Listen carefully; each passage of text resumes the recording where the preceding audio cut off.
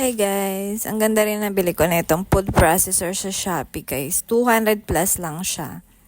Ang dami mo na talagang madudurog dito guys, lalo na kung mahilig ka sa gulay. Tapos ito pinagsama-sama ko yung chicken, carrots, and sayote. So sa ilang ikot lang niya guys, ang bilis talaga niyang madurog lahat. So pwede ito kung gagawa ka ng pritong pinaghalo-halong veggies o kaya ako gumagawa ko minsan naman sa aso. Yan, wala lang salt and syempre bawal sa aso. Yun yung mga ginagawa kong food nila. Napakadali lang gawin dito guys sa food processor. Tapos ayan nga, nung nadurog na siya guys, nag-add ako dyan ng konting salt and konting soy sauce para may lasa naman siya. Mukha siyang itlog guys, pero hindi, masarap siya.